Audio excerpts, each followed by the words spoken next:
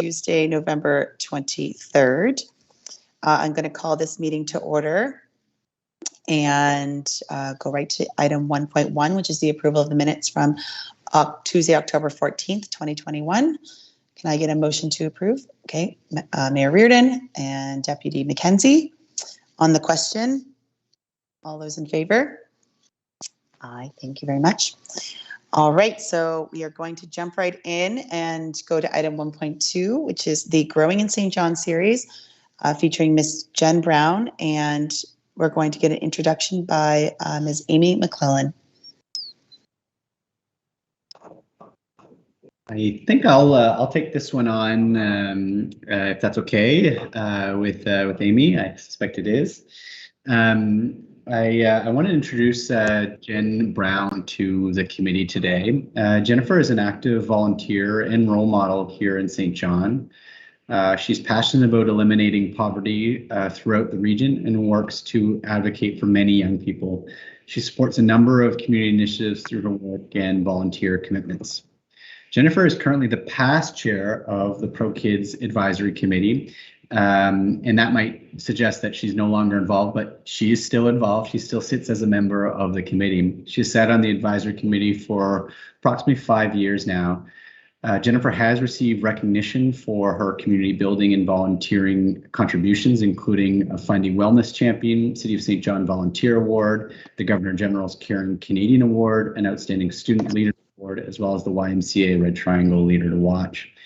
I've had the privilege of working directly with Jennifer through the city's involvement with Pro Kids, and I can attest to her drive, humanitarianism, team building, and leadership skills. It is with great pleasure that I introduce you to Jennifer Brown.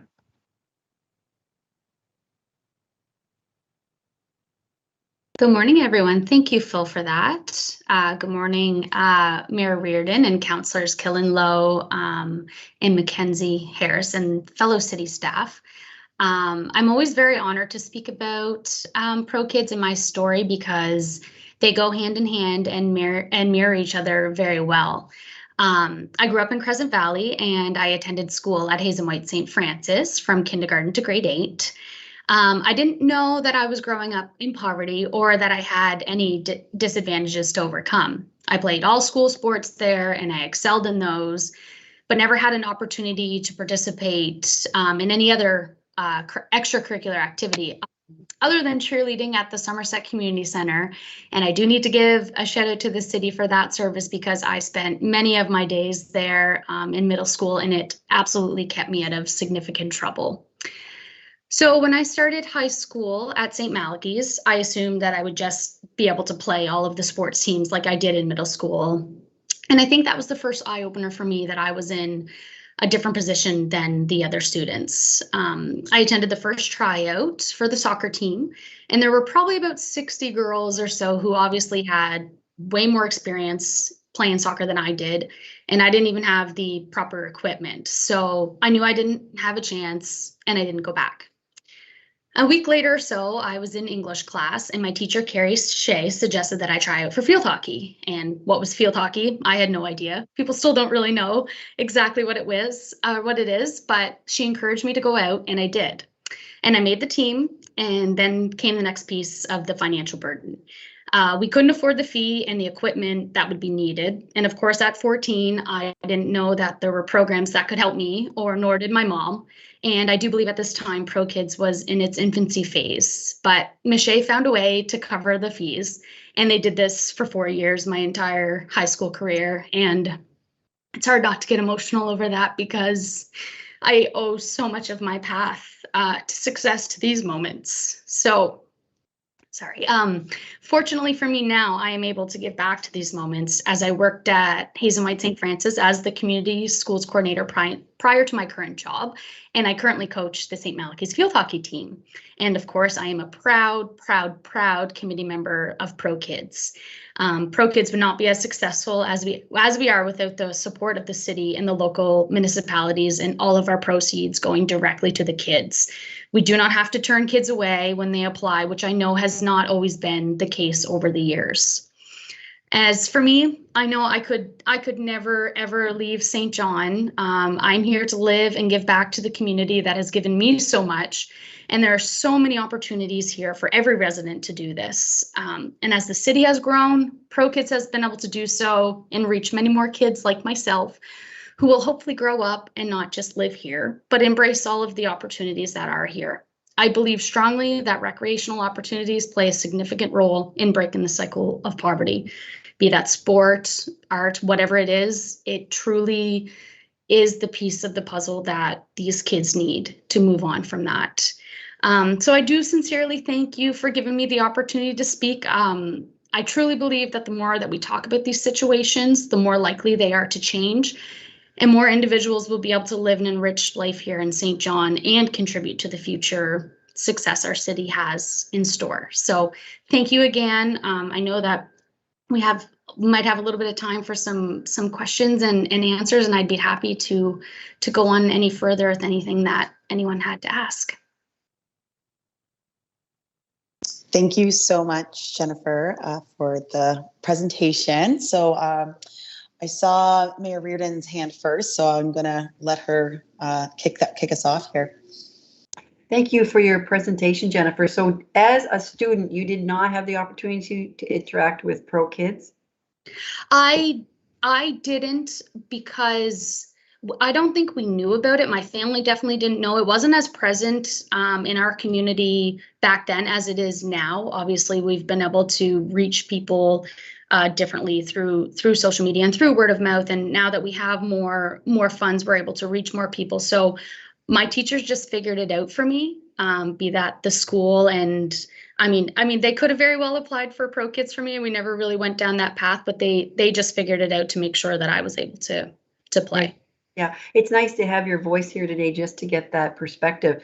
So now, being in a different position with ProKids, do you see barriers to facilitating that? I guess, I don't know if that's I won't say intimidating process, but just for it to get kids from where they are to where they should be with sports. Like, what's the little rocky spots along the road, I guess, on that? I think it seems to me, and I know from working when I still was working at Hayes and White, it's just that step to if a kid is playing a sport or whatever it is that they're doing, is to take that step to continue on with it and know that, like, if we were signing up for something when I was a kid, we would never even bother signing up for it because we knew it wasn't a possibility. So I think that's still a barrier for some families, not realizing that, okay, we can take care of the financial support. So that allows them, I find, to take that step to do that. And hearing the other families in the community doing that, I think that has helped a lot. So I think that has helped to grow, but I still think that's a small bit of the barriers, thinking that they can't, that the families just can't do that.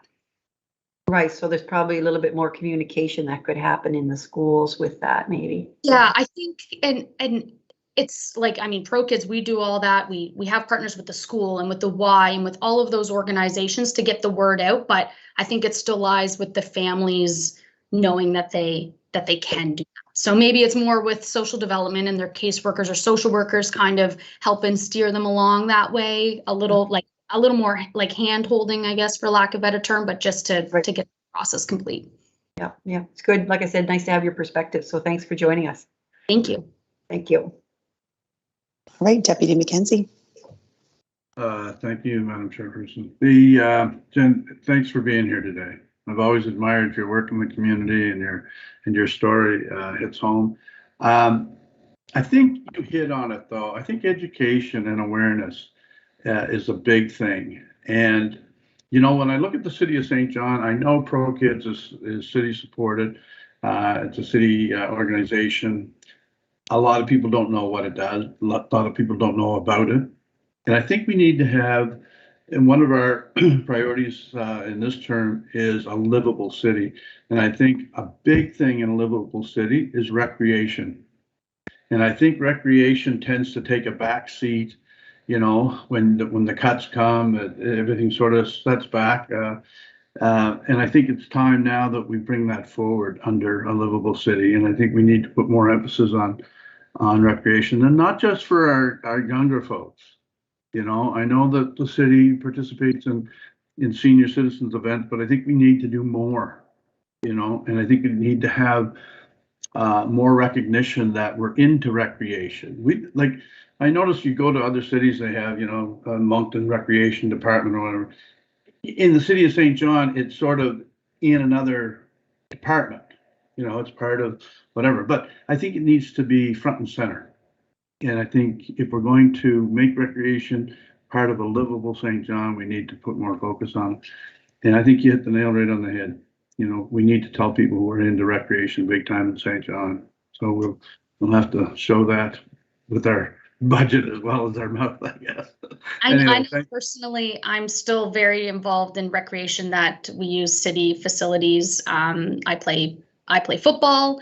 We use the Elson grounds. I play hockey. We use the LBR. Like they're definitely, and I guess to your point, Councillor McKenzie, is if we have more recreational awareness of for adults too and seniors, and the kids will eventually see that too, and then it could just be a natural bridge. So I still to this day rely on recreation for every step in my life. Yeah, and I'm not saying that St. John's not doing it. We're doing a good job of it.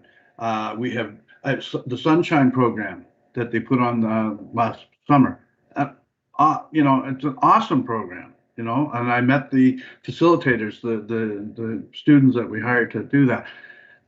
But people don't know about it. We're not telling our story well enough. And I think what we're doing well, we need to do more of what we're doing well. That's my message. Not that we're not doing stuff, that we need to get it out there and do more of it. Okay. Great. Thanks again. Thank you, Councillor McKenzie. And I just wanted to share my thoughts here on the work on your story, Jennifer. Honestly, to hear that an organization, you know, someone in your school kind of created this pathway for you to end up where you are now, that's growth to me. Like, that is, how are we keeping the people here that have grown up here and have major ties, and you didn't necessarily feel like you had to run away to another city to you know, make a life for yourself. So I think, you know, if as the growth committee, just looking at this as a potentially great way to start the process of making y'all want to stay and build a life here and you know, flourish and thrive and then give back later in life. So huge props to you for sharing that journey. And I hope we can tell that story more effectively so people realize that that is something that we're trying to facilitate. So thank you for that. And thank you so much for coming today. Is there anything else from anyone? I will just need a motion to receive and file. Okay, Councillor McKenzie, Councillor Harris. And on the question, all those in favor? Okay, thank you so much. Have a great day. Have a good day, guys. Thank you. Okay, so up next is item on this topic. Item 1.3 is quality of life, livability, and growth. So this presentation is interesting. There's a few parts, and I'm going to pass it on over to Phil Ouellette to explain more.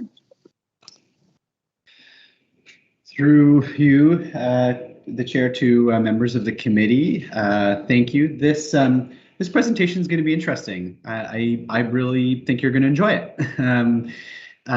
We've talked about quality of life before as it relates to growth, and what I would say is we kind of just touched it peripherally. And today we thought, let's dive in, let's get involved. And what we decided to do was something a little bit differently. Instead of just having nerdy-looking Phil Ouellette tell you all about the great program we did, we decided to invite the people that do the actual programming, that facilitate the programming on the ground with the partners in our community, and for them to share.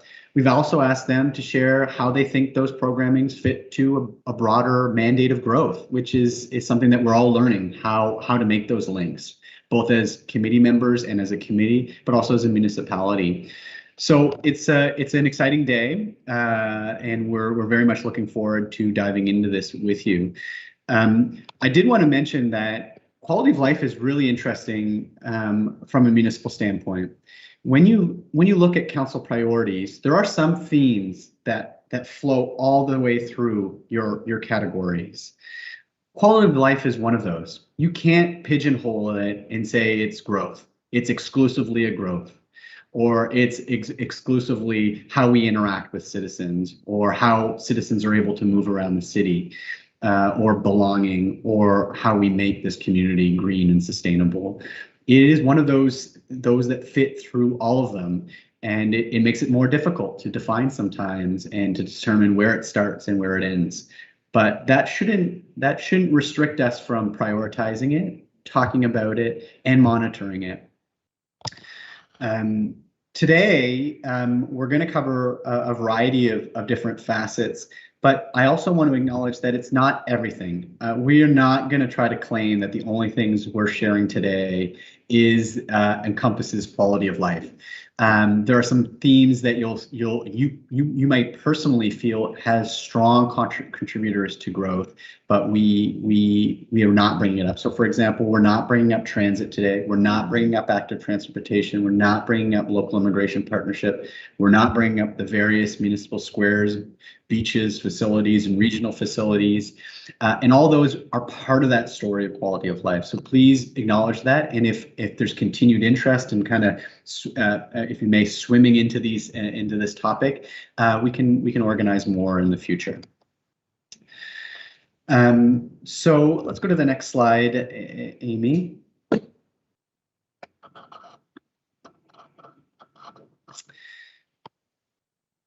The committee has seen this slide during the orientation, and what we called these were the enabling tools in the toolbox for our municipality to enable growth. There's a variety of ways to do it, and quality of life is just one of those. And I think that's important to acknowledge as well, not only that we're not covering everything in quality of life, but that this is not the silver bullet. This is not the only thing we have to focus on, nor are we claiming today that is the only thing. There's a lot of things at play here. And one of the things that I want to mention is that this committee very early on in its existence really latched on to, for example, vacant and dangerous buildings. We as staff didn't think that this was going to be a major area of focus for the committee, but it has become, and it's become a community discussion. The same thing with becoming a welcoming community and embracing immigration in our community. We had advocated for that. Council for sure supported that, but that has become more entrenched into our narrative and our discussion around growth. And I think that's part of the theme of today is how do we do that as quality of life? So we are moving in that direction. The only other thing I want to mention is that quality of life does have a history of being difficult to monitor, track, set parameters, as well as evaluate. And it is an ongoing learning exercise for anybody working in this field of livability and quality of life. It's not a simple how much did we spend and then what are the outcomes. There's a lot of work to be done here. We don't have the full answer on how to do this. There's questions of social return on investment, among others. And today is a starting point for that as well. We want to share the story. We don't want to be afraid of it. We want to share what we know. And this will be an ongoing exercise for us on how we celebrate quality of life offerings and investments into the future. The next slide. This council has just passed an unprecedented amount of capital funds towards quality of life through the 2022 capital budget, which is a massive investment, an important investment. And during that time, the question came up is, well, how are we defining quality of life? So we put this definition together. I'm not going to read it, but I will read the next one. If we go to the next slide. And we have what we're calling a rolling working definition of quality of life. So if you have feedback or we'd love to hear it, but I will read this out because I think this is important. The City of St. John seeks to deliver quality of life offerings that fall within the responsibilities and authority of local government, that contribute to the wellness, livability, and vibrancy of our community. Quality of life investments, programming, and partnerships should seek to bring people together, build connections, and contribute to the enjoyment and sense of belonging our residents experience in St. John. The only caveat that I'd say is that that's for all citizens. In the comments from Deputy Mayor Mackenzie, it's not just for youth. This is for those that are older, those that are with family, without families, a variety of backgrounds. All are important to offer that quality of life offering.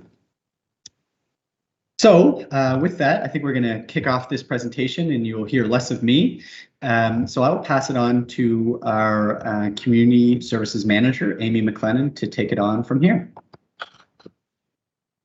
Good afternoon, Chair and members of our Growth Committee. It's an absolute pleasure for our City Community Services team to have the opportunity to present to you today. And as the Deputy Mayor said, to tell the story and to offer you the opportunity to see the faces of the Community Services team. There is incredible work that's being done throughout St. John, throughout our community by various groups and volunteers. But today we're going to highlight just some of the many services that are facilitated specifically by city staff that contribute to overall quality of life for our residents. And I would like to point out that in talking about quality of life, that the goal is to achieve an ever improving quality of life. And what I mean by that is that we need to acknowledge that our residents may be in different places, maybe in different stages in life. They may be facing different socioeconomic or other challenges. So for some, quality of life may relate to access to public transportation. And for others, it may be having access to facilities to practice their competitive sport. So I just would like to keep that in mind. And for today's presentation, some of the key quality of life areas that are supported by community services will be highlighted, and those are sports and recreation, our city's playground program, also known as the Sunshine Program, some of the programming that takes place in our city parks, events that are organized and facilitated by city staff, as well as some of the municipal grant programs that are available to the community. And although it's not being discussed specifically today, I want to note that there's incredible work that's being done in our community centers and in our neighborhoods throughout St. John, and it's work carried out by passionate, dedicated community leaders, probably many of whom you've had the pleasure of encountering, and they have strong connections to their neighborhood and understand the unique needs of their residents.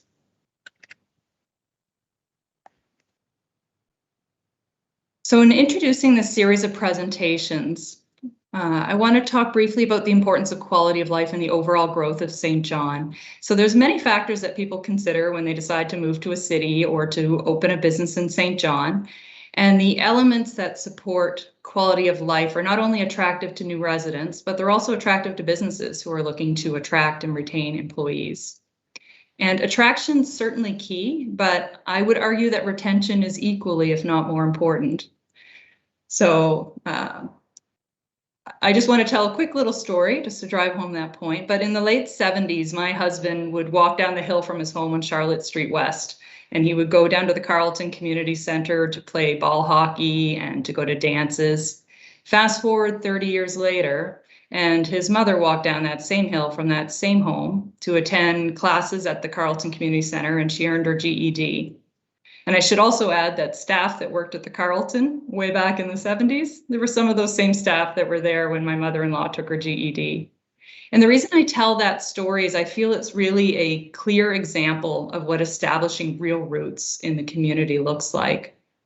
And quality of life offerings are undeniably important in attracting people and growing St. John, but it's establishing those roots that will keep those people here for generations to come and then really sustain that growth. So it's often said if we build it, they will come. But I would add that if we build a sense of community, not only will they come, but they will stay. And it's those quality of life items that will help build that sense of community. So the various members of our community services team will be presenting on items today, and I'll provide a brief introduction for each of our new speakers. And I just want to point out that we'll leave time after each topic to allow for questions and comments. And I'll start out with the first topic with an overview of sports and recreation in the city of St. John. So the City of St. John operates, maintains, and subsidizes sports and recreation facilities that support health, well-being, and the overall quality of life for our residents.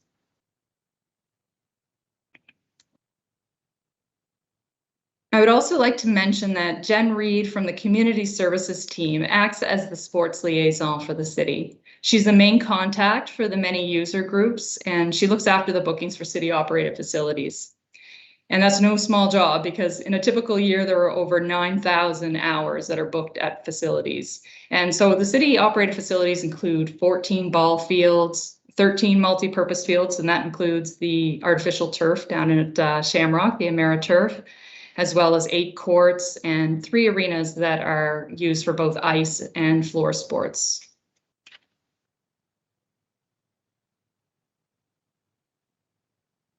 And the City of St. John supports a wide range of people with a wide range of needs. So we're supporting recreation for youth, adults, seniors, participants of various sports and recreation interests, and people with varying skill levels and accessibility challenges.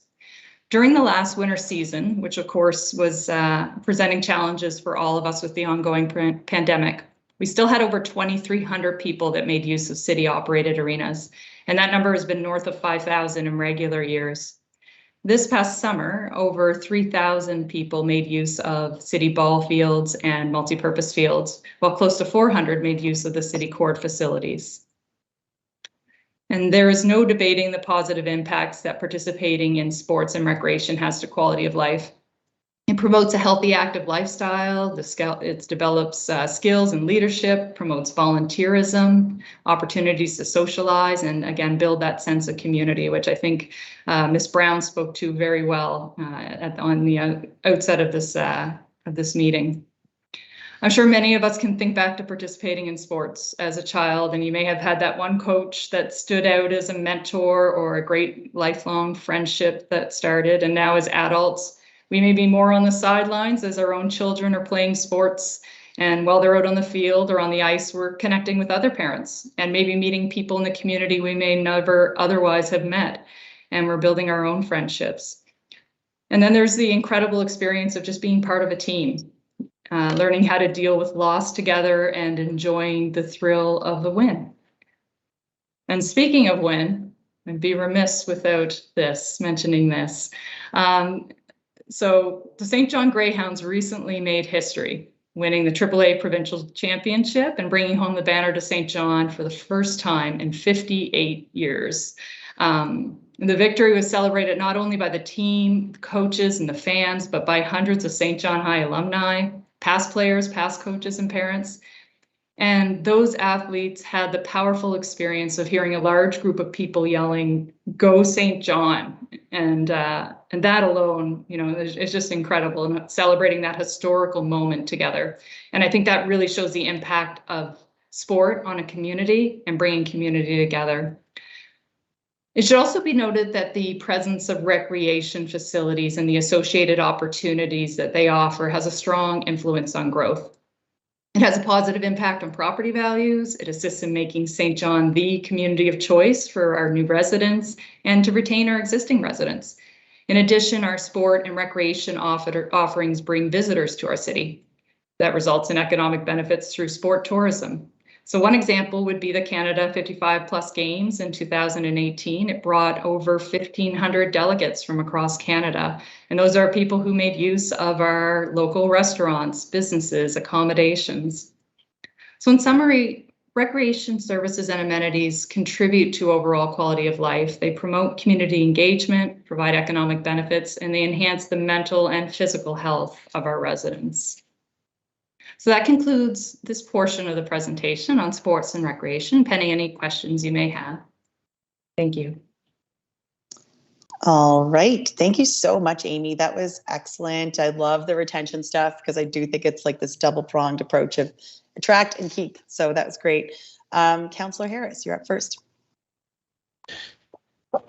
Thank you. There's a couple of just quick questions on this section, Amy, and maybe a little bit to Phil's point about fleshing out the idea of quality of life and livability and things like that.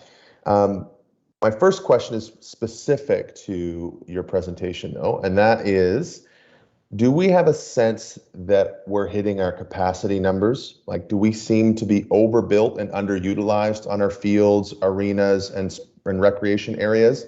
Or are we underbuilt and overutilized? I see the 9,000 hours, but that's just a vacuous number to me. It means nothing if I don't know those comparables. Absolutely. Through the chair to Councillor Harris. So I can speak to that. With Plan SJ, which is, of course, the strategic plan for recreation, we have been moving continuously towards right-sizing our facilities. And one of those most recent changes would be the change from 4 arenas to 3. We still have some remaining ice time, which is great because it makes it available for newly emerging groups. But we're working well within the capacities that we have. And in terms of our fields, they are in line with where they need to be in terms of our population size. So we're not finding that we have to turn people away. Sometimes there's shuffling around depending on what available time slots are. Everybody always wants the best time. But our sports liaisons working hard with the user groups and able to get those accommodated through our ice allocation and field allocation policies.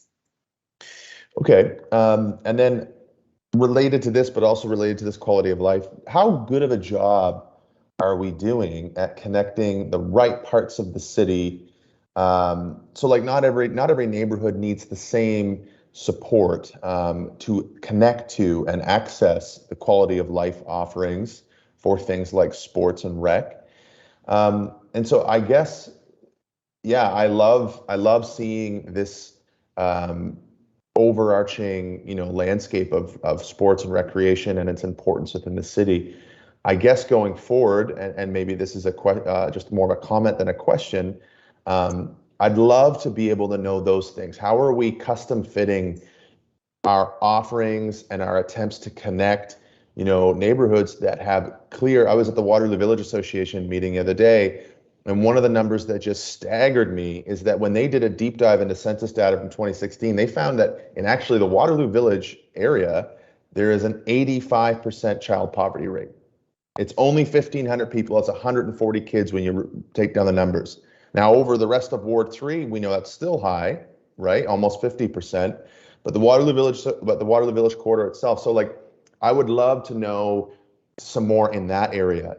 I know we have Pro Kids. I get that. I know they're connected with some of the schools there. But I think to your point, as you've highlighted, there's adults, there's elderly people, there's community centers, and so, what is our outreach like to those groups to try to attract and connect to some of these recreation opportunities? So anyway, more of a comment than anything, but thank you for the presentation. That was great. All right, Councillor Lowe. Yeah, Amy, a little bit similar to what was just stated. I represent the South End, which is poverty unbelievable.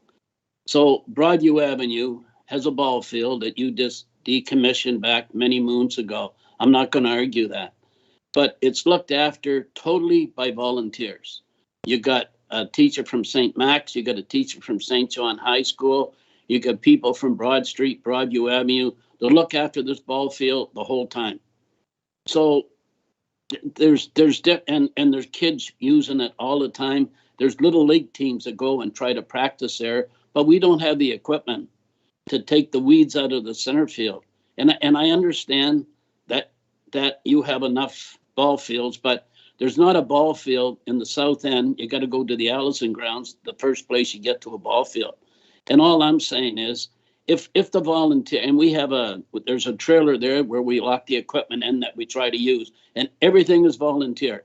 You do absolutely nothing for that ball field. And I'm not being negative, but it would be nice if we can call you and you could loan us a piece of equipment. I'm not saying a body, I'm saying a piece of equipment that we can do work on the center field. We get people that buy the bases, we buy the lime ourselves, right? It's just that there is no ball field for the kids in the South End. There's a playgrounds, but there's no ball field. So when they want to play ball, there's no place for them to go. And if you go down and ever watch it, which I have many, many times, it's kids that have lived in poverty that their parents even bring them to play ball. So all I'm saying is, it's great. I think you say you got 14 ball fields you look after. I'm not asking you to look after South End, but loan us a piece of equipment if we need it. That's all I'm asking you. Thank you. Going to answer? Through the chair to Councillor Lowe. It is a difficult question for me to answer because that is something that would be handled through the operations team through Public Works and Transportation. So it isn't something that I can provide an answer to, unfortunately. I can try to provide a little bit. I think one of the things that you're speaking to Councillor Lowe is just a new service model, which we do not have now. So, if you're looking for more resources of operational staff to support what would be called decommissioned fields, and you point out something very important, which is in this kind of right sizing of fields. This is not just field, but park space, a variety of things, playgrounds, a whole bunch of things. A lot of community groups have said, thank you, thanks for letting us know that you're decommissioning it, but we're taking control. And that's a nice story in itself, that it's so important for the community. However, if council feels like the investment in an additional resources above and beyond the resourcing of what we'd call kind of our core right-sized parks, that becomes a budget discussion, an operating budget discussion, which Amy or I can't make that decision today. Certainly, if there's any kind of a small-scale cooperation that can be done, we're always open to discussing it and hearing about that. We do that all day, all the time.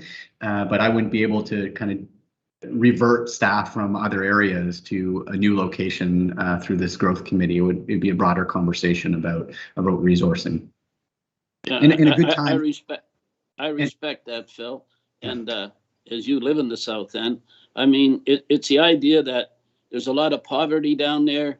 I've watched the kids play the ball on a field that the volunteers try to get it ready. When you got a teacher come from St. Max and another teacher from St. John High School, that's the two schools in the South End, right? And nobody's asking you to change the decommission. I understand that. All we're asking for is a little bit of help. And as long as Amy keeps that in mind when I call this summer, that she'll remember what I said. That's all. That's all I'm asking. Thank you. Thank you, Councillor Lowe. And on to you, Deputy McKenzie. Thank you, Madam Chair. Amy, I absolutely love the way you talked about attraction and retention, community, belonging. That really hits home. And when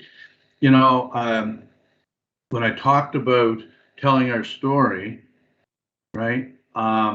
You have here like 9,000 hours of booked city facilities and all of our facilities. What I think I'd like to see is St. John Recreation youth, like for kids, for youth, for young adults, for seniors, and almost like have, where do you fit? So I'm a senior, I live in Quispamsis, and there's nothing to do. I want to downsize and come to St. John. What is there for recreation for me in St. John?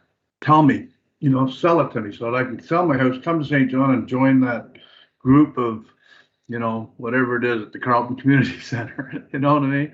Do we have an index? Do we have something like that? Do we have like a brochure or something to tell the public what programs are offered for what age groups and where that you can, belong to them, how you can get involved with them? Is that too much, I guess? I see lots of help coming on. Yeah. City Manager, did you want to speak to this?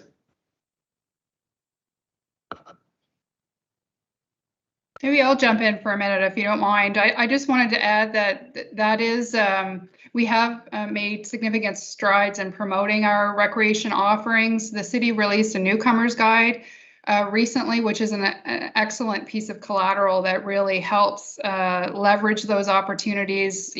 Recreation is one of those, but there are many other community offerings that are profiled in that guide. So that is one way, but certainly there's opportunities for us to continue to do that promotion, and certainly the intelligence that we're getting from the work that we're doing around the immigration strategy will provide additional insights into that issue as well. I just add, it's a great comment. It's a little bit complicated to do because we work with the user groups. So the user groups are those that would actually take the booking. We take the user groups bookings for the space, and then in turn, those user groups. So that could be like a soccer, a funny soccer, or it could be minor hockey. They then have the relationship with the parents and the youth that would support it. So I think it's a good question about what offerings we have, and I think our new website would certainly be a venue for that access. But I think there is room there, Deputy Mayor, for us to kind of two things. One is on the front end to make sure that people are aware of the programming that's available, so that they're reminded of it, and that we can encourage user groups to promote that as much as possible. But on the flip side, I think it would be interesting when we talk about monitoring and evaluating our quality of life programming, and I'm seeing a theme here with some of the feedback, is where is it occurring? Where is it? What's happening in this neighborhood? Give me some updates on that. And then also from different age categories or groups. So we've talked about those that are living in poverty. What types of programming would touch on those? And do we have statistics on that to share with you how that is? So I see it both on the front end and the back end on establishing a little bit of a connection with those that use these programs. Yeah, and I don't want to make a big issue of it, but just as a comparison, I remember back, I don't know, maybe 5 or 6 years ago, Human Development Council made up a inventory of all of the different agencies in the city and what they did for their clients, so that if I needed such and such, I could look up that and say, oh, that's where I go. That's what I want. And so I'm just thinking, if the city had some sort of a list, I could say, well, I'm 80 years old and I want some very light exercising. Oh, I go to the community center at 7 o'clock at night, join that group. That's all I'm thinking. Anyway, good job, Amy. It's you're doing a great job, you guys. All right, on to Mayor Riordan.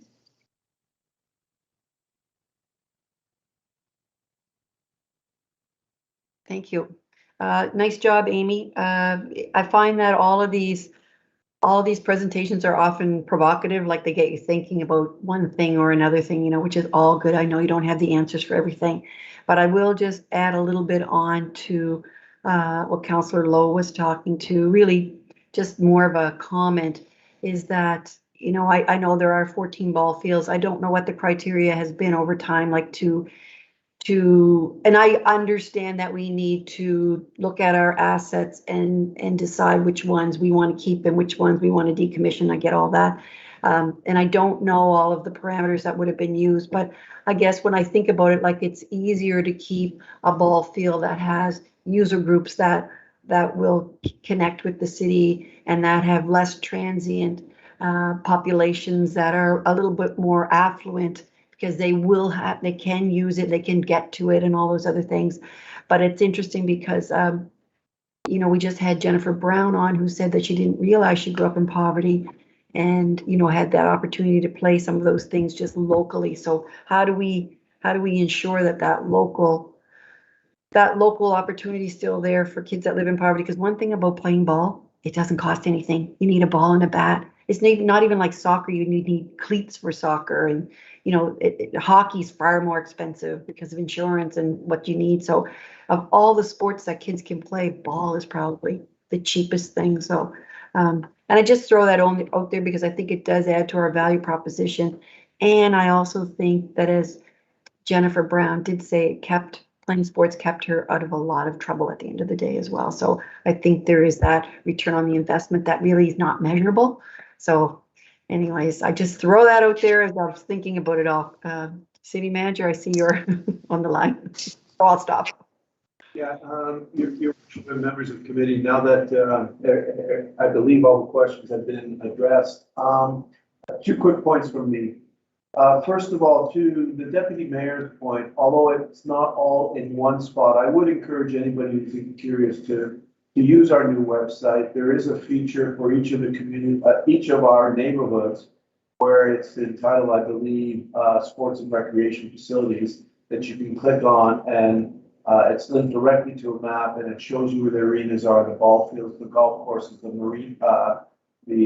marinas, the walking trails, etc. They're all listed there and shown on a map. So that is a useful tool. And certainly we can take a look at, is there one brochure kind of thing that can be put together to explain everything that's available within the city as more of an overall attraction tool. On the ball fields and parks, I just would like to remind committee that a lot of time and effort went into developing Play SJ and figuring out where those various ball fields and parks should be, and the downsizing effort because we had too much. It's not to say that it is cast in concrete, and certainly if there's a desire of council to re-examine part of that, we could take a look at when we could do that within our work plan. But it's not as simple as simply, and I know this committee gets that, it's not as simple as simply adding another ball field into the mix. There are all sorts of other effects, both in terms of staffing, equipment, etc. As the Central Peninsula grows and develops, perhaps there is scope to revisit whether or not a ball field is required.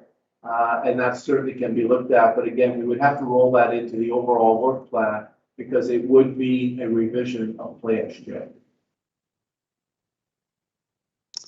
Thank you, City Manager. I think the feedback I would have too, just on that, on this discussion, which is really good, is there's a huge opportunity for growth to sort of be involved, the growth committee to be involved with sort of pursuing the branding pillar that we've identified in the council priorities, and saying that how are we showcasing all these wonderful things to someone from outside of here. So they may not find our city website, but maybe they check the social media, and we have this great, stories like Jen's and different things to kind of capture the essence of what it is to be a part of our community when it comes to sports and recreation. So that's just some, food for thought, I guess, for Amy and the team, just to, some of these stories are fantastic, and how do we get those out to the world a little bit more broadly, and which ties into our branding priority. So thank you, Amy. And I think we're going to move on to the next presenter. So appreciate your time. Yes, absolutely. And I actually will go ahead, Chair, and introduce our next presenter. So the next item we'll be highlighting today is our City Playground Program. And I'm pleased to introduce Lynn Kane. Lynn plays a key role with our community services team in working with our community centers, our neighborhood, community, and seniors groups, but she's also the lead staff for the playground program. So I'll hand it over to her to provide more details on that great program. Good morning, Chair and members. The playground program has been around for decades, providing summertime recreational and art and cultural opportunities in the neighborhoods around the city. In 2021, COVID-19 required that we pivot our regular programming into an all-outdoor program with the same goals in mind. The plan became clear to offer the program in the beautiful parks and beaches throughout the city, so we called it the Sunshine Program. The Sunshine Program is an outdoor program that provides free recreation programming that runs for 8 weeks between June and August for children ages 6 to 12. This program is offered at 4 locations: Dominion Park, Rockwood Park, Rainbow Park, and Little River Reservoir. We hired 20 students, many of whom have been in the program as participants. These incredible leaders are students employed from the community who develop connections, are passionate about their neighborhoods in their city, and have a high returnee rate for employment. We offer our summer staff quality training and supervision each week as they lead the children through opportunities of athletics, games, family nights, barbecues, arts and crafts, talent shows, and excursions to off-site activities. For many of these children, the lasting memories of friendships, fun, and adventure will provide a lifelong connection to their neighborhoods and communities. All parents are thrilled to be able to provide the opportunity for their children to experience some of the nostalgic summertime adventures. The Sunshine Leaders communicate with their parents on a constant basis to ensure that they have the most up-to-date information regarding their children's scheduling of activities from week to week. Gaining confidence, improving physical and mental health are only some of the important advantages that the participants will gain from this summer program, with excellent mentorship by outstanding student leaders. Many newcomer families are attracted to the summer program as they offer their children the opportunity to meet new neighborhood friends. This aids families in their decision to establish themselves in the city, which helps benefit the growth of St. John. I'll end by saying, in the 70s, I was a participant in the summer playground program. And in the 80s, I was a leader and coordinator. And working in these positions helped to carve my future. It was my life's ambition to work in the position which continues to give the children of the city of St. John the opportunity to experience fun, education, excitement, lifelong memories, and possibly carve a bit of their future. Thank you. Thank you so much. All right, is there anyone with any questions? Mayor Riordan. Trying to get that hand off, microphone on. It's not a question, Lynn. I just want to say thank you very much for the presentation and for the work you do. It was probably later in the fall, I'm going to say maybe September, when I got a couple of very nice compliments about you and your team and the dedication and this pivoting with the programs and still having them on and with COVID and everything. And I meant to pass that on to you in an email and just realized now that I never did. So I want to make sure that you do hear that, because we all want to be thanked. I think we do a lot of work and be recognized for the work we do. It's always nice to be thanked. And so I want to pass that on, because they were very impressed with our program and how smoothly it went with the pivoting, etc. So thanks again. Great job. My pleasure. Deputy McKenzie, on to you. Thank you, Madam Chair.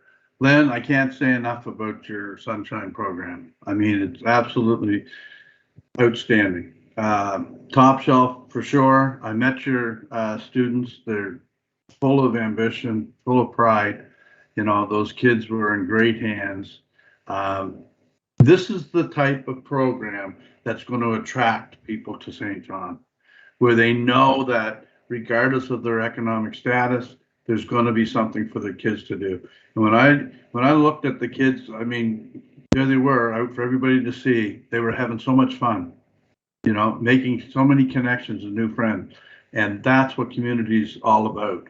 And so look, kudos to you, Lynn. I mean, you obviously, with your vast experience in this, you know, I would expect nothing less, but you do a great job. So thank you very much and keep up the good work.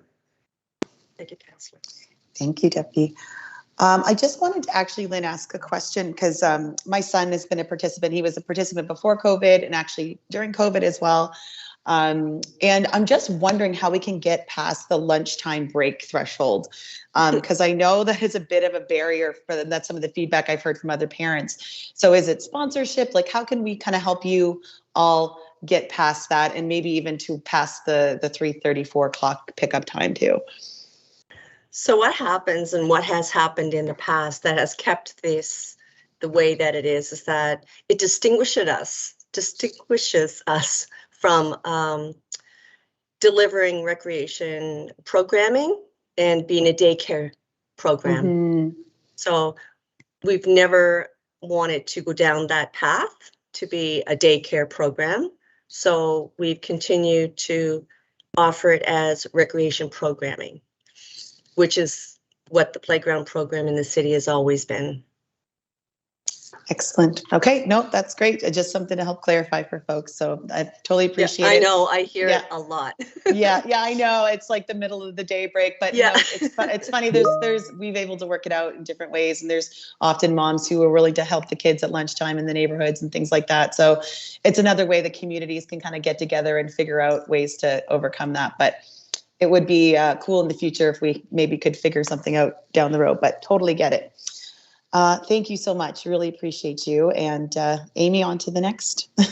Certainly, Chair. So it's my pleasure next to introduce Emily Murphy from our Community Services team to discuss programming in the parks. And Emily acts as the Parks Liaison for the city. So many of you may have heard her name in that capacity. And she'll be providing information on programming specifically taking place in the parks, as well as all of the great things that happen in our city parks and public spaces. So I'll pass it over to Emily.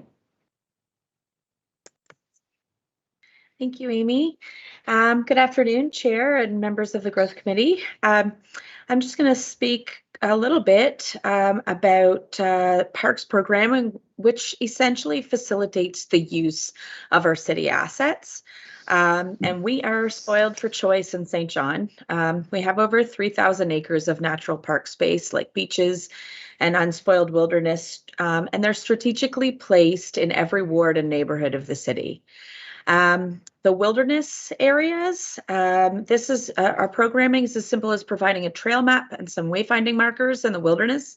And that just basically gives residents and tourists the confidence to explore those areas on their own. We do a few bookings for adventurous groups like mountain bikers and scout groups and wilderness runners and things like that. We then have over 57 kilometers of managed trails and help coordinate races and volunteerism and fundraisers. We build partnerships and connections with clubs, exercise groups, and we also provide self-guided interpretive opportunities. So people that want to explore and look at signage in the woods, we have some of that. Our PALS program, which is something I've been involved with for many years, is actually a group of local partners that bring over 3,500 students and newcomers to Rockwood Park, mainly focusing on the priority neighborhoods. And the goal of that program is to allow kids to come, and it's all paid for, and they come with their schools or with their community groups to experience nature and outdoor adventure. So basically just giving them an introduction to the parks. Community parks and squares throughout the city, they offer connection spaces. We handle the bookings for locals to enjoy picnics and to host their events or farmers markets, things like that. No time has the green spaces and the importance of being in nature been highlighted than our recent pandemics. So, if there's any silver lining for me as a parks lover, it's that people have appreciated us more now than ever. New and old users have come to rely on the parks for their mental and physical health. Our parks have essentially become a default meeting place for people to connect and practice mindfulness. We've helped new users discover their backyard that they didn't even know existed or that they took for granted. Our parks programming is important also because it's a great equalizer. Newcomers, seniors, singles, dog walkers, teenagers, young families all participate in different programs. And we are sort of the hub of communication for those programs and different volunteer groups that would come offer. And it really does provide a sense of ownership to your community and a sense of community. Green spaces, obviously, there's been some research throughout North America and Europe that says that they increase property value and that they also reduce crime in neighborhoods because they create a sense of calm. Parks programming encourages people to gain confidence and explore a natural world and to connect to nature and their communities. It encourages environmental stewardship and a sense of pride.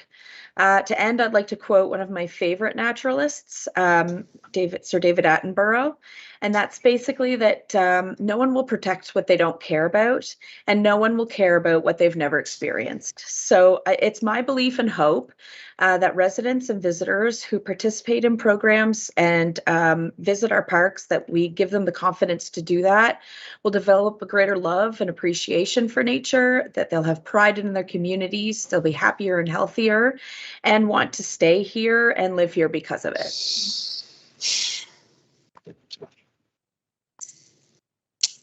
Fantastic. Is there anyone with any questions for Ms. Murphy? Okay, Councillor McKenzie. Thank you. Emily, thank you very much for this. I didn't realize, and again, it goes back to, you know, not knowing what we have. 3,118 acres of natural park space. How many communities can boast about that?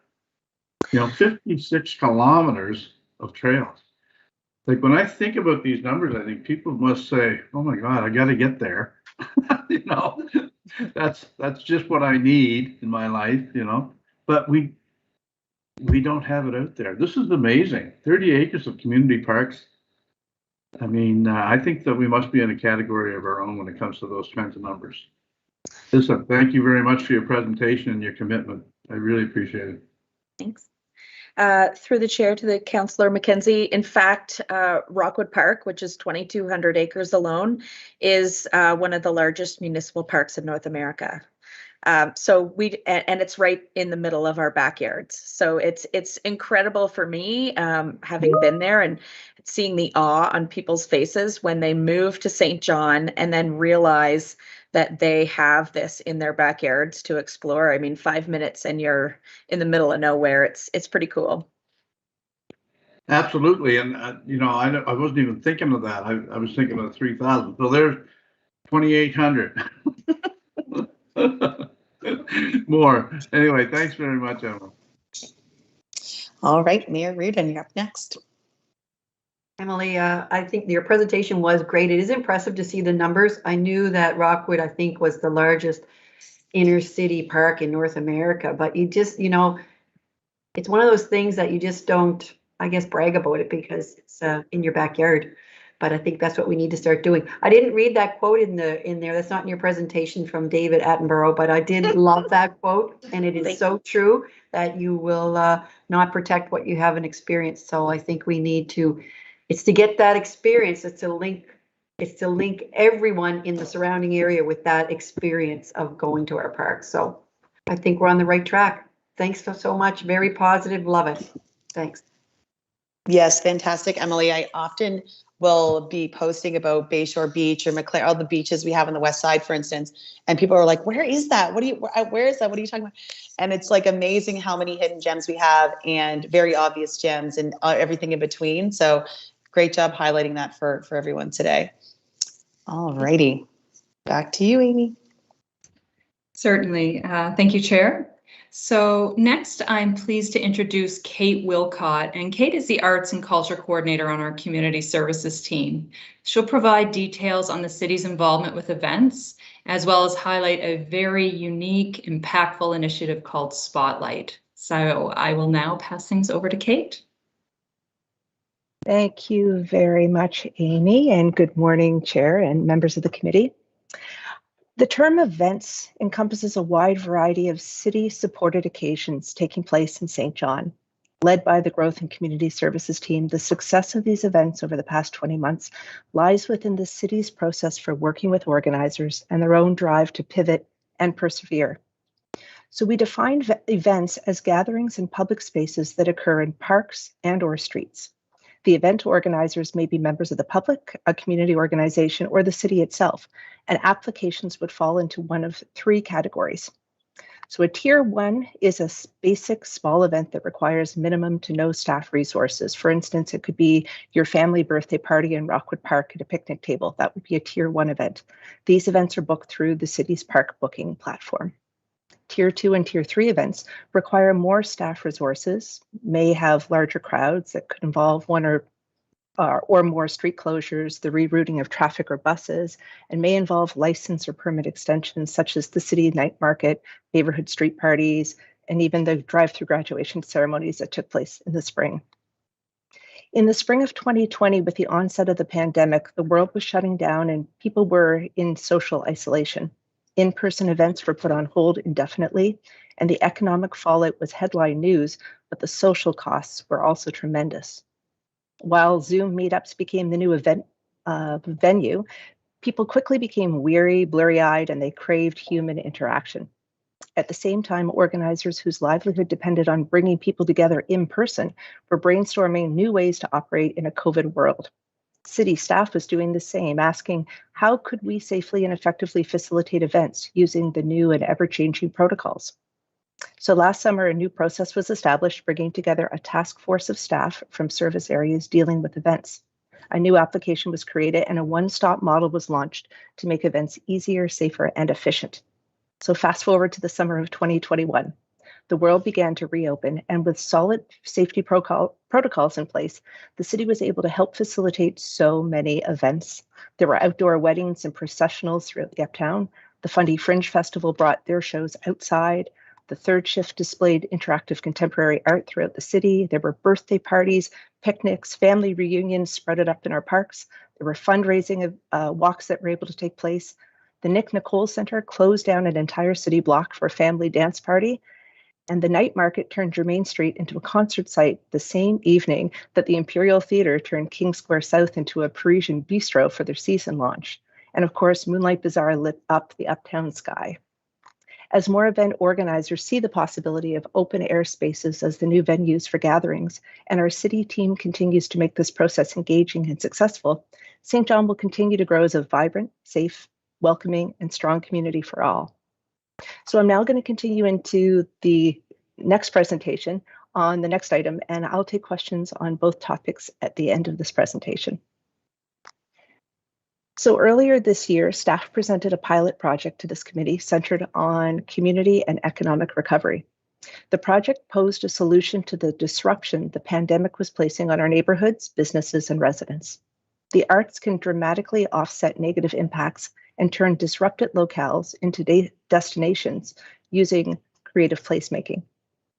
The plan was to bring together artists, community development organizations, businesses, and residents to build back and build up community connections. With the Growth Committee support, the Spotlight program was launched in the summer of 2021.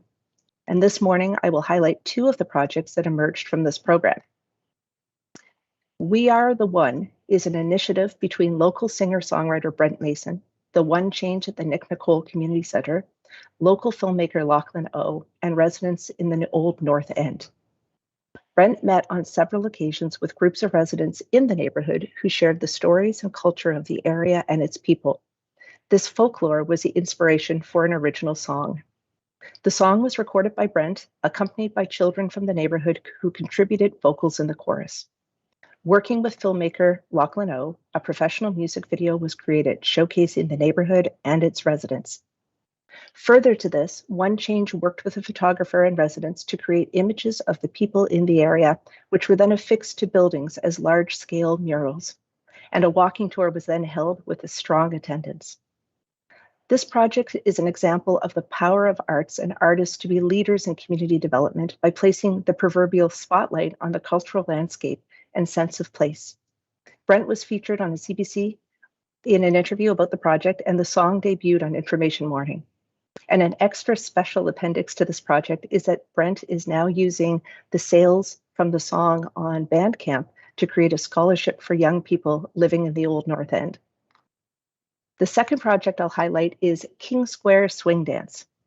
Clara Hearn is a musician, educator, and multidisciplinary artist living in St. John, and she's also the founder of Swing Dance St. John.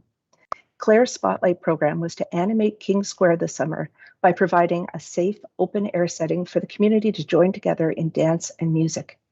Partnering with Uptown St. John, swing dance events were held on over 3 Sundays in King Square, with local jazz trio Bridge Jazz hired to perform at the events. 2 local businesses, the Heartbreak Boutique and Hats on the Square, collaborated on the events to provide clothes or costumes for the dancers, thus promoting their businesses to new clientele. The events were very well attended on all 3 occasions. So Claire has now been invited by Uptown St. John to animate Centerbeam Place as part of Uptown Sparkles, and the St. John Swing Dance will be hosting a winter ball in the new year. The interest in swing dance has boomed in the city, and Claire has plans to continue with these initiatives. A link to the videos about both of these projects can be found on the Interaction School of Performing Arts website under the Spotlight link. Interaction's Hilary Ladd was the facilitator for the event, or for the entire Spotlight project, and Interaction was the steward for the program. There's other projects underway, and they'll be revealed in the upcoming months, including an installation in the St. John City Market. So if you have any questions about Spotlight or the events, I'm here to answer them for you. Okay, Councillor Harris, you're up first.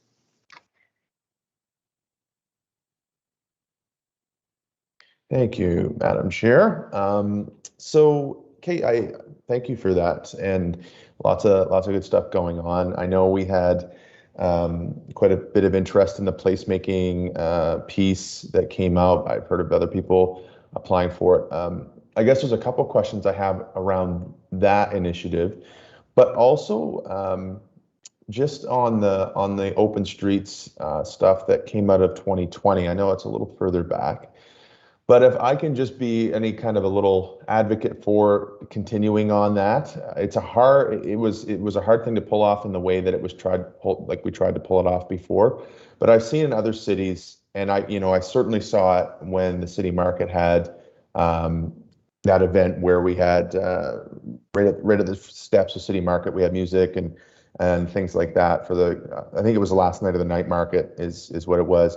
But I think those are really, our golden ticket, and we do them so much. We've already demonstrated that we can do them. I guess it's a competitive advantage for us. And so I'd hate to see the open streets idea and concept die, because I think there's a lot of interesting groups in the city. You have Quality Block Party, you have Moonlight Bazaar, you have Third Shift, you have Fun Day Fringe, all doing things outside. And I just think it's begging for them to be married into a unique thing. I remember when I was in Hamilton, the art crawl scene was huge, and then once a year, so every month they would close down a corridor of a street, a main corridor, to do this major art crawl. But then once a year they did a super crawl where they extended even that corridor. And it was something even, bigger and different than they do in Toronto. So smaller city like Hamilton even able to do something. I think we have an interesting piece there. But with this placemaking, I know we had a couple of residents run into some issues. So I'm thinking of Sarah Harris, with the issue on the Stanley Street Bridge. I'm also thinking of I think it was Brian Wilson who applied for one to do kind of a street mural exercise on the Lower West. Are these wrapped up, or are they still happening? Or is there other ones still in the pipeline? Or is this initiative basically complete at this point?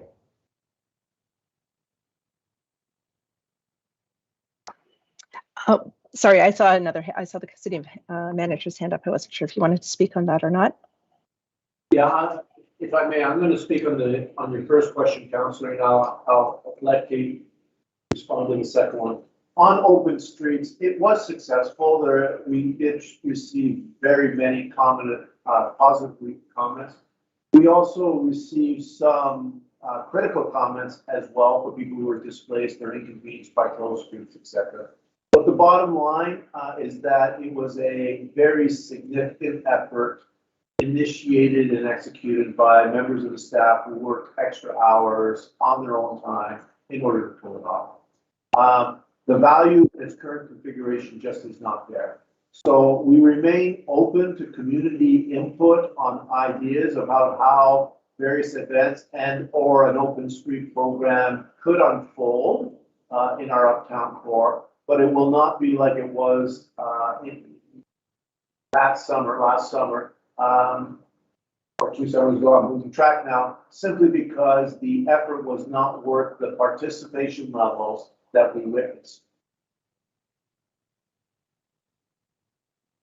But again, new ideas, different approaches. Yeah. Always all ears. Yeah, for sure. I think too, though, the other thing with it is it was in the kind of the heat of the summer of COVID, and that. But I get your point. I heard some of those critical feedbacks too, and participation was what it was. But yeah, I think we have a lot. Yeah. We also need a model where volunteers, other than the city staff, are more significantly involved if we want to get a robust open streets concept. So again, we're open to the ideas, and I know that Phil Willett and the entire community planning team thinks about this all the time. But we do need to be cautious that we're not putting too much of a burden on ourselves for what in some cases might be questionable value. If I may just add, I do really want to have Kate answer your second question, Councillor Harris. But just to add just two points. One is Council did approve an investment of $250,000 to the quality of life investment to further pedestrianize South Market Street as part of the 2022 capital budget. So that is one that will continue to go on. And just kind of a general finding that we took from the open streets is that it works well when you find a community partner that wants to lead it. So back to the city manager's point. So that tends to be where our focus is right now, is to say, let's find these partners that have the same ambition and ownership over creating a sense of community, and let's work with them to get them capable of doing that. And that's one of the improvements we made, and probably one of the most underrated improvements in our community and economic recovery is streamlining our ability to close down a street for the benefit of an event, which was very complicated before, and we improved that. And just the last caveat is economic and community recovery is not done. We have money left. We have recovery left to do as a community and as an economy as it relates to COVID. So that job is not done. So those ideas need to be brought forward. So if you have ideas from the community or thoughts on how we can expand, let's chat. I think it's an important thing to continue discussing. And to you, Kate. Thank you, Phil. Through the chair to Councillor Harris. Regarding the Spotlight program. So it is a pilot program, of course, and it's new to us. We've seen similar programs happen in other municipalities, and actually the toolkit that we put together was based on other municipalities that were able to share their pros and cons of how to run a program like this. So that being said, the programs that actually made it to fruition, made it to CBC Radio or made it to King Square and things like that were very, very successful. The others, I don't want to say that they weren't successful, but it was a learning process. So for instance, with you mentioned Sarah Harris's project, she really wanted to work on a specific location that was out of our control. It was a provincial space. So she worked with them, wasn't able to come to a solution, and decided to put that project on hold. With you mentioned Brian Wilson's, again, there were a lot of other factors in the background that leads to a mural being painted in an intersection on our city street. So with Mr. Wilson, we're still in correspondence, and we hope to still be able to do his in the spring and spend the winter months putting the timelines and all of the process into place to make that happen. Great, thank you so much. You're welcome. Thank you so much, Kate. And I was privileged enough to be on the arts board before and after the task force was assembled, and it is so much more streamlined for community members to do really cool things as a result of everyone being in the same room discussing these events and executing them. So amazing job in making things easier for folks to do really impressive things. Thanks, Kate. All right, Amy. Okay, You're like the MC, like the Vanna White of this whole show. It's great. Thank you. I'll take that compliment. Thank you, Chair. So the last items we want to highlight in the presentation, the series of presentations from our community services team today, are the municipal grants programs. So I'm pleased to introduce Lori Lambert from our community services team. So in addition to playing a lead role with the Pro Kids program, Lori also assists with many other initiatives, including grants. And I would like to note that there are several grant programs that are handled through Growth and Community Services, but today's presentation will focus on those that are specifically coordinated through the Community Services team. And I will now hand things over to Lori. Thank you, Vanna. Municipal grants play a significant role in the City of St. John's recreation and community development model. As community service coordinators, we act as facilitators, connectors, and supporters of these ideas. And these come directly from citizens, neighborhoods, and community organizations. So grants provide the funding to bring these ideas to life, creating programs and services that benefit citizens. In 2020, the City of St. John awarded over $300,000 in grants among these three programs. Next slide. Community grants. So the current community grant program was established in 2015 to support healthy, active, and inclusive communities. Every year, the community grants program supports an average of 25 applicants and awards over $180,000. Grant recipients are local nonprofit organizations that deliver social, cultural, and recreational activities. So examples, just to give you a few, would be your local community centers who host bingo for seniors and Easter egg hunts for children, organizations addressing the needs of vulnerable populations and the challenges they face, including homelessness, addiction, and access to services. Community gardens that provide opportunity for affordable produce for families who in turn pay it forward by donating produce to their local food banks. Organizations who welcome and support newcomers, and event organizers hosting activities that celebrate art, culture, and music. All are very different in what they deliver, but share the common objective to improve quality of life to those they serve. Next slide. The community arts grants support art-related projects, events, activities, or initiatives that aim to educate, develop, engage, or celebrate arts in the community. Grants range from about $500 to $3,500. Next slide. So this year we'll see two iterations of the arts grants. Over $35,000 was awarded in the spring, and the second call for applications went out recently for winter-related activities to tie into funding Winterfest. This will amount to over $65,000, which is the largest amount ever distributed. The community arts grants facilitate and develop the creative minds and artistic talents that St. John has in abundance. And if you'll allow me an example, just a few slides back, I'm from a sport family. So of course, that Greyhounds football picture may have just slid in there by means of my collection of photos. But that truly had an impact, their victory on the community, as Amy had pointed out. And now I see a photo just in gathering some photos for these slides of Connection Dance Works, and a friend of my son's who is an award-winning dancer and has been invited to compete nationally and internationally. And, you can really say that in both scenarios, the city plays a part in that story, in their victory. St. John is home to award-winning athletic programs and nationally recognized dance studios. Next slide. LPP grants, so land for public purpose funds, are available to community groups to develop a public space for the enjoyment and use of citizens.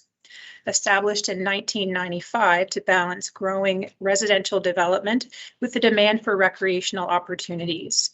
In recent years, the LPP grants have resulted in enhancement to municipal parks, such as Tucker Park, we see here.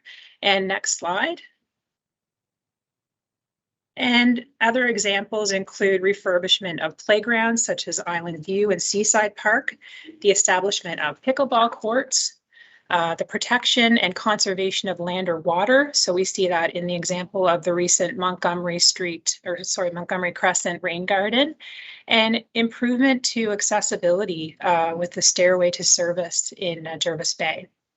So these are just a handful of examples of where a group of citizens has the opportunity to change the landscape of our city in a literal way by developing and enhancing green spaces in their neighborhoods. So with that, that concludes my portion, unless there are any questions.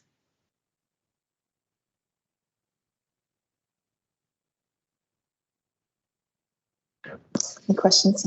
Everyone's all good. Lori, thank you so much. That was fantastic and great work. Yeah, and you all do so much. And I just want to call attention to the fact that there's new faces for us that are presenting to us today. And thank you so much for coming on and, braving the Zoom and the YouTube. John, do you have a? Yeah, I just want to make a comment to Lori. I had the opportunity to participate in the rain garden on Montgomery. It's just down the street from my house. And not only did that initiative, not only is it good for the environment and it solved a problem down there with the flooding, it brings the community together. I saw faces down there that, you would see at the grocery store or down the street. But then when you spend 2, 3, 4 hours working with people that live in the community, I think it really tightens the community, membership of the community. So there's a lot of benefits to these programs that we don't even think about. So, well, thank you very much. I just wanted to make that comment. Thank you, Deputy. All right.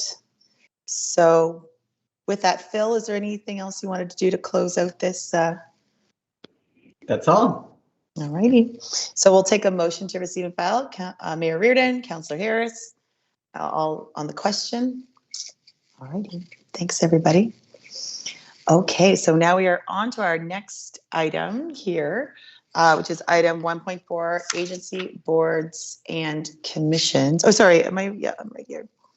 Agency boards and commissions reporting policy. So we're going to go kick this off with Phil Ouellette once again.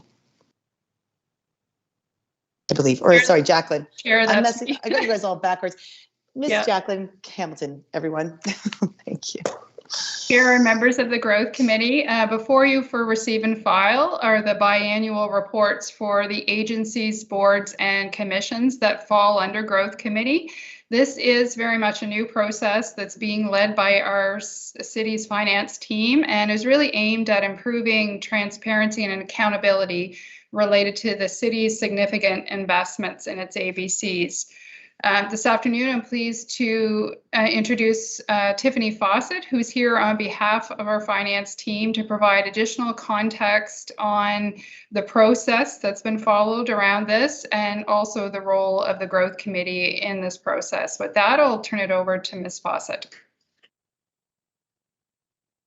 Good afternoon, Chair and members of committee. Thank you for having me. I'm very excited to be here to share with you this ongoing ever-evolving ABC reporting policy.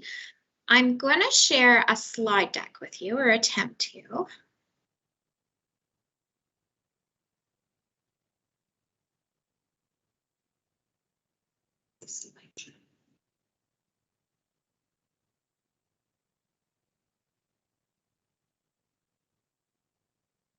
Can you see that?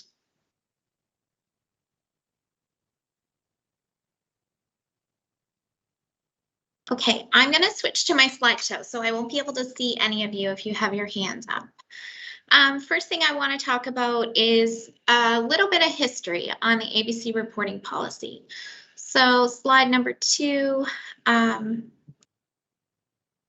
just some background and purpose. Just go over the agenda, roles of the Growth Committee, the semi-annual reporting requirements, the matrix that we use to define an agency, board, or commission, and who falls under this policy, stakeholder engagement that I was involved in, recommendations, and then we'll go over the appendix. And if there's any questions, we can get to those. So just to give a little background and purpose on the ABC reporting policy, this is not a new concept. It was brought forward in our prior council, and Phil Ouellette was highly involved in this prior. There was a framework that was designed in early 2016 and implemented by the Common Clerk. So 2016 set out the foundation for this current policy that we have, the procedure and the template that is used, which is standard by all ABCs. Covered in this presentation, there's funding granted by the City of St. John to 6 agencies, boards, and commissions, 5 of which will report to the Growth Committee, 1 will report to Public Safety. Throughout this process, we've also identified the library as also being an agency, board, and commission. So by year end, 6 ABCs will report to growth because the library will become part of that as well. In 2021, the funding that was given to these 6 agencies, boards, and commissions amounted to 23.1% of our general operating fund budget. The ABC reporting policy was presented and adopted by Council on July 26, 2021. As Jacqueline had stated, the purpose is to provide consistent and standard reporting to diverse entities. So we're looking to highlight an opportunity for communication when we build upon mutual understanding between the agencies, boards, and commissions and the city. We want to promote some transparency and demonstrate our taxpayer value for money, and highlight performance of public benefit. In doing this, we want to make sure that everyone is pulling in the same direction to grow the City of St. John.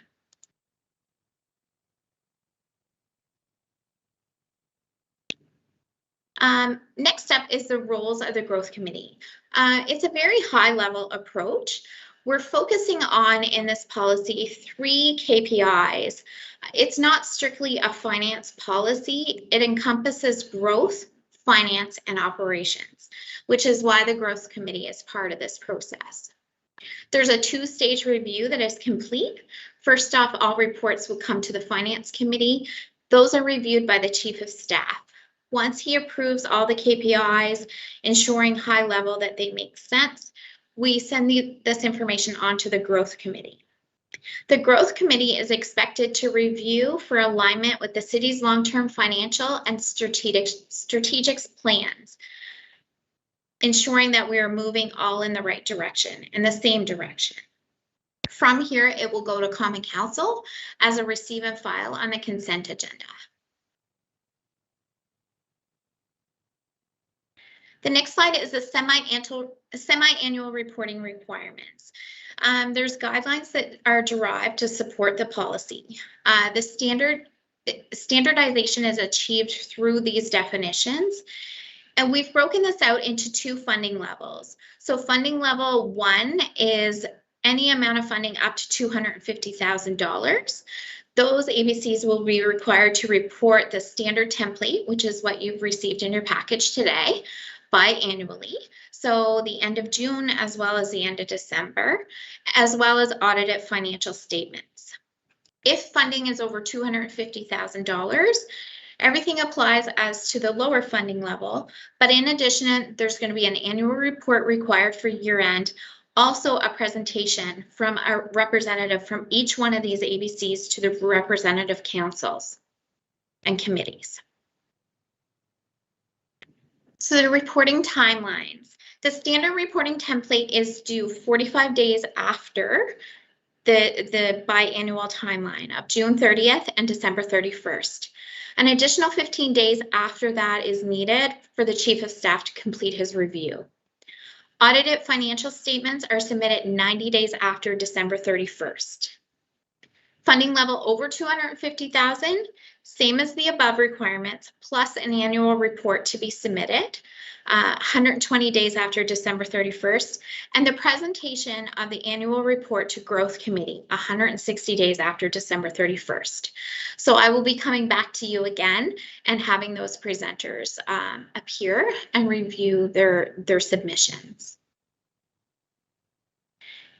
Determining whether funding fell under an agency, board, or commission or a grant matrix was determined by a definition used for ABCs, encompassing separate legal entities. They carry out a range of functions and services to our community, and they're controlled by the City of St. John. So control is the power to govern the financial and operation policies of another organization with the expectation, benefits, or risk of loss from the organization's activities. So as I mentioned, there's currently 6 falling right now under this policy. The 7th one will pull in at the end of the year, which is the St. John Library. Police Commission, as you can see, it reports to the Public Safety Committee. Prior to rolling out this policy, there was some stakeholder engagements complete. In April 2021, I met with Deloitte and we reviewed a best-in-class practice for other organizations and what they use for their subsidiaries, which is where we came up with the standard reporting template. In July of 2021, a stakeholder engagement was held with all of the agencies, boards, and commissions that would have to adopt this policy. Provided them with the information in the policy, and feedback was positive and informative. Just recently, I've met with the library and they welcome this openness and communication with the City of St. John. Feedback provided a future need to roll this policy into our Regional Facilities Commission, which I also addressed with the Commission when we met to review the budget. The Commission was also welcoming of this policy and looked forward to the communication and openness. Another need will be to roll this into our year-end consolidation process. So what that means from a financial standpoint is hopefully getting this information sooner to the City of St. John so we can roll out our consolidated financial statements sooner and faster. This will align with our reporting dates and provide a standard structure and requirements. Overall, this policy will provide insight to ensure alignment with our long-term vision of the city and tie to our council priorities to make sure that we're moving in the same direction. So the recommendation that I would have in front of you would be for the Growth Committee to review the semi-annual reporting submissions that are in your kit and to ensure that you feel they are aligned with the city's financial and strategic long-term vision. Also to utilize this process to inquire and make recommendations regarding services offered by our agencies, boards, and commissions. And hopefully we can line up some of our requirements with them to ensure that everybody is rowing in the same way. In your kit, you will see that there is 5 submissions from the agencies, boards, and commissions. I will note these are all from June 30th, which seems a bit late, but keeping in mind this is just our initial rollout. So there was a bit of back and forth prior to getting these templates right or correct and ensuring that the definition of a key performance indicator was understood by all who have to report.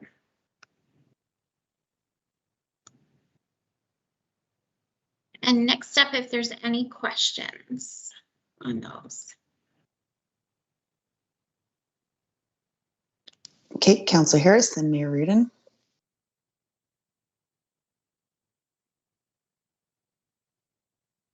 Thank you, Madam Chair. With regards to these KPIs that are laid out in these, I know that we're not getting into specifically asking anybody from these ABCCs about the content of these, but I'm just curious, what is the city's role? And you'll have to forgive me if you went over this, I blanked out just for a few seconds there. But is the city the one quarterbacking a lot of the KPI,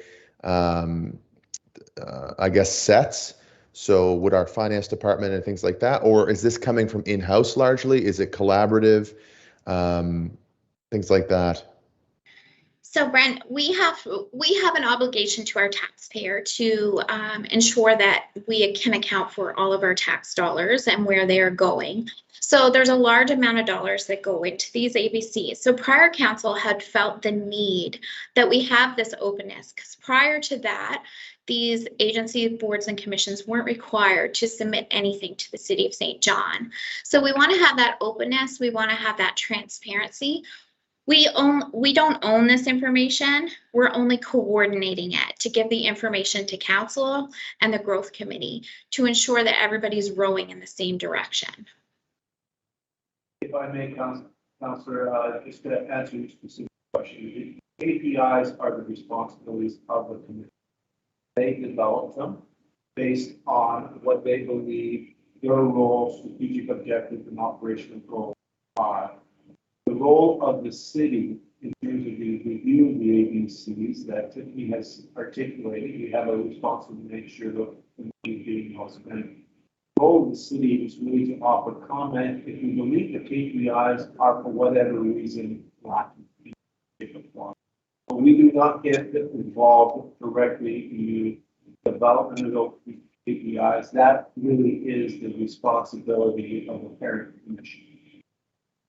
And how often are they reviewed? And I mean, so I assume, you know, the board themselves would get to set that tone for those KPIs, like I hear you saying, and that makes sense. But are these an ongoing review? Because I just think that there's oftentimes within, anytime you start something that's new and you're reporting on things, the metrics matter and you start to refine, hey, you know what, that thing that we thought mattered that we are reporting a bunch on actually isn't really driving the story. It's not driving the results we're trying to drive. So do we have any sense on how often these are up for review? Or is this more of a, hey, if we sign off on these, this is it. This is what they're reporting on in perpetuity? No, it's certainly not the latter, Councillor. Okay. Every commission takes a slightly different approach as to how often they review their KPIs and how often they change them. One of the benefits about consistency in KPIs is that you then are able to measure trends year over year. You're constantly changing your KPIs. There may be merit in doing that as well, but we lose the ability to measure trends over years. So it's a bit of a balancing act. Every commission does it a little different. What Common Council is certainly within their purview to do is to offer comment to commissions about their KPIs, but that's all it would be. Under pretty much every commission is a bit different, but it is up to the commission to set their KPIs. Council can review and offer comment, but with very few exceptions, the council had the ability to impose KPIs on the various commissions. Thank you. All right, Mayor Riordan. Thank you. Thank you, Tiffany. I'm thrilled to see all this, and I know it's a more comprehensive than what we've had historically because we've been on this road of trying to get there. So, I mean, I like the box about the top risks that are facing the entity, the performance. I think it's incumbent upon us when we're giving out that cash to know what is actually happening with it, and are we getting good value at the end of the day for what we're spending it on. But I am curious about the library because I know that that is a provincial entity. So I'm assuming that we are subsidizing it or sponsoring it to a certain extent. So I wasn't sure what the scoop was on the library. So in past, what had happened with the library, it's about $470,000 that the City of St. John contributes to the operations at the library. It's also a provincial, so it's about a 40-60 split. So the City of St. John contributes 40%. After meeting with them to review their budget and to go over everything, we determined that it is a board that's fully appointed by the City of St. John, and it does fall under this policy. I've met with them just this week. They are very open, very welcoming. The lady that actually runs the library, Laura, came from the KV library. And she said this is nothing new to her. This is what she would have done in Quispam and Rosse. So she's very open to it, very welcoming, and she's actually glad to be part of it and is welcome. She wants to come do a presentation so that we understand what they're doing and how they can help us and work together. Well, that's good to hear. I knew we were partners with them to a certain extent because we put the east side one into the transit building there, not that long ago. So No, it's really great. And what the other thing that I like is that you standardize what KPI means so that everybody sort of has the same understanding of what, you know, the terminology is, what the expectations are, et cetera. So I think that's also good. So here's hoping for the best. I'm sure it'll be great. Thanks so much. All right. Anyone else? Great. Thank you so much, Tiffany. This is sounds like it's been a ton of heavy lifting. So really appreciate all the hard work there. So we'll take a motion to receive and file. Mayor Riordan, Councillor McKenzie, all on the question. All those in favor? Aye. Thank you both so much. Okay, now moving on to item 1.4. We have Phil Ouellette who's going to introduce the strategy update. Thank you once again. I'm going to be doing two updates. Marco Hearn was supposed to be in today, but he's unfortunately out. So I'll be giving a little update on the affordable housing project and also a small little update on the city market one. And then we'll have Valentin Boyninski give an update on the immigration. So the quickest one first, the city market. Not too much to report today. As you know, the committee has been formed. The steering committee has been formed for the city market project. We're all very keen on that. The first meeting is tonight, so we're hitting the ground running. We're moving forward as we can. The RFP is also closed for the consultant to support us in that project, and we are currently reviewing those submissions, and hopefully we'll be making a decision in the very near future, which we'll be informing you of once we're there. The next one on affordable housing, a little bit more has happened since the last interaction with Growth Committee. So since our October update, the city supply chain management facilitated a request for proposals, and as the committee knows, it was submitted to council on the 15th for approval. SHS Inc. was selected as the consultant. It's one of Canada's largest and most experienced consulting firms specializing in the preparation of housing needs assessment strategies and action plans. We had our first meeting with the consultants. They are very excited to work with us, very keen on supporting us with our goals for the St. John community. So that's all great news on that end. We also have some news that we had submitted a request through the province of New Brunswick through labor market funding for the support of the affordable housing project. And I'll just share a little bit about the logic in that. Affordable housing is, I've heard oftentimes this use of the word social initiative or social project or social program. Affordable housing is much bigger than something that can be categorized as a social program. It impacts our economy, it impacts our space, it impacts the whole community. So we submitted an application with the objective of saying that this is tied to the labor market. This is tied to the economy and to employers and their ability to recruit and retain people in our community. And I think this will go a long way in making sure that affordable housing is not seen as only a quote unquote social issue. This is an issue for our economy, for our future as a municipality.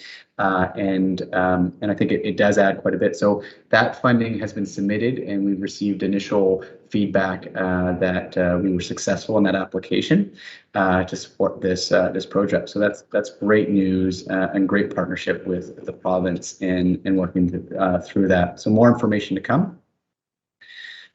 We will be meeting with the action team in the near future, as well as the consultants, to really kick off some initial discussions on what that engagement will look like, which will start to trickle out in the near future, and what are some of the objectives and some of the obstacles of achieving strong engagement in a COVID world, as well as with some of the groups that we're trying to access. So all exciting discussions to come.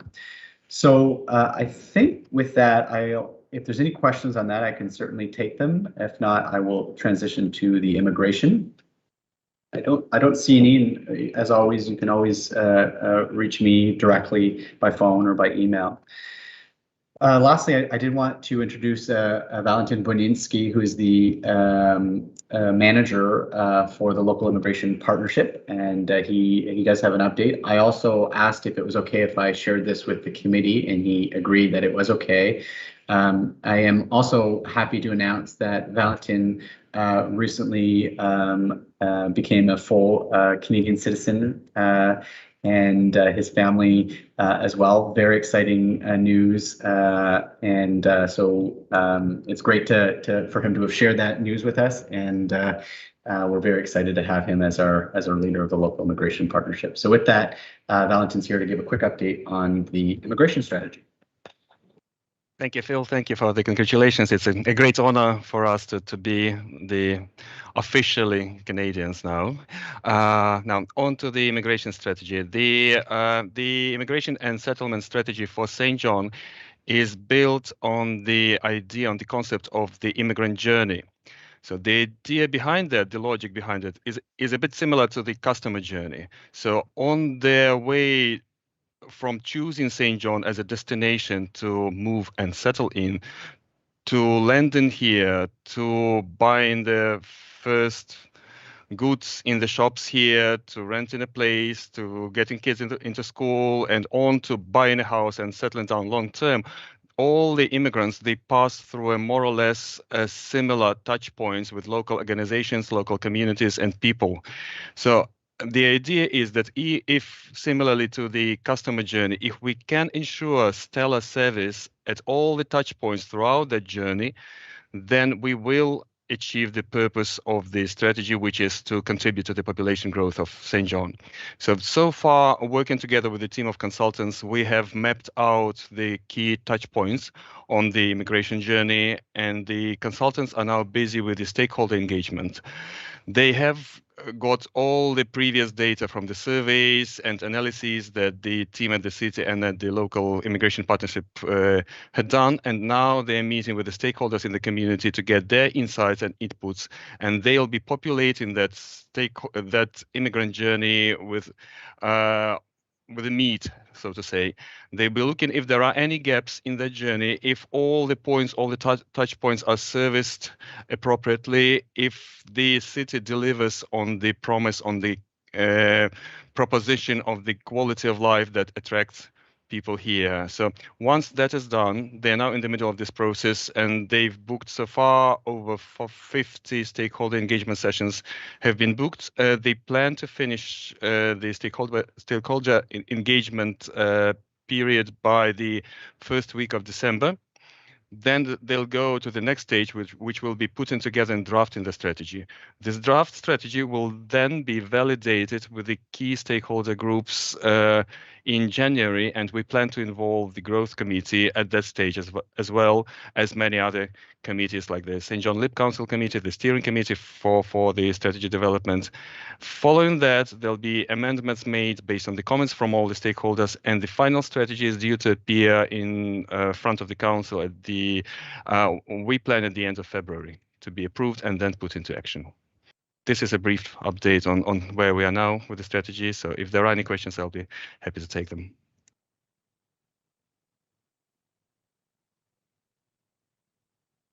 Thank you so much, Valentin. Great news. We're excited to continue this. And I love the comparison to the customer journey, because it's true. You need to see where the start and the end is here for folks. So that's wonderful. All right. All right. Thank you. So with that, I will take a motion to receive and file the strategy update. Councillor McKenzie, Councillor Harris. All right. And on that note, I just wanted to let everyone know this is the last meeting of 2021 of the Growth Committee. And in lieu of that sort of full year in review, I just wanted to, give you a kind of what we've done since July when we all first came here together. So since July, we all came together as the new Growth Committee. big orientation there. Reviewed our capital expenditures for 2022 through a growth lens together. In August, we reviewed our terms of reference, launched the Affordable Housing Action Strategy. We recommended the creation of a new policy for the city's new strategic real estate capital reserve. In September, we launched the City Market's new strategic plan process, the I Choose To marketing campaign, which was a series of billboards around town talking about living, working, and retiring in St. John. We had launched the city's new up-and-coming immigration strategy, recommended new programs to support ethnocultural groups. And in October, we received a comprehensive orientation on the city's award-winning one-stop development shop. So it's been a busy few months, and it's going to be a busy 2022. So I just wanted to thank this committee for, and the staff, obviously, for all the hard work that goes on in making all this happen. So Councillor Lowe, would you like to make a comment there?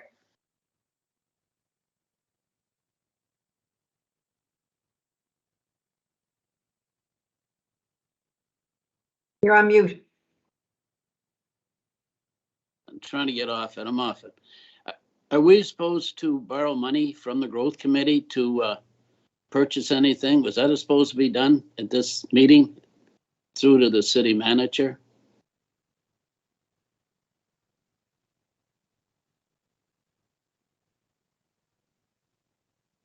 I'm sorry, Councillor, I missed that question. I said, were we supposed to borrow money from the growth committee to purchase something, to purchase land?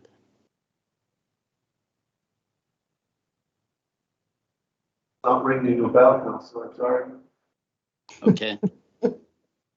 I don't want to ring a bell, that's for sure, right? Like you may, not yours. Perhaps you could steer me in the right direction after the meeting. Well, we borrowed money there before at council, and I thought that it was going to continue here. Anyways, I'll explain it later. Thank you. I'm sorry. Thank you, Councillor Lowe. All right, so we just need to, Mayor Riordan. I just wanted to say thank you to you, Joanna, as our chairman, for getting us organized. We have been extremely busy, and we're all looking forward to being even busier in 2022 as we move growth along. It's our #1 priority. And you've done a great job so far in getting us organized with all this and keeping track of what we're doing. So really appreciate you as the lead on the team. Thanks so much. Thank you so much. That's very kind of you, Mayor. So with that, I will take a motion to adjourn our final 2020 meeting. Councillor Harris, Mayor Riordan, thank you all so very much.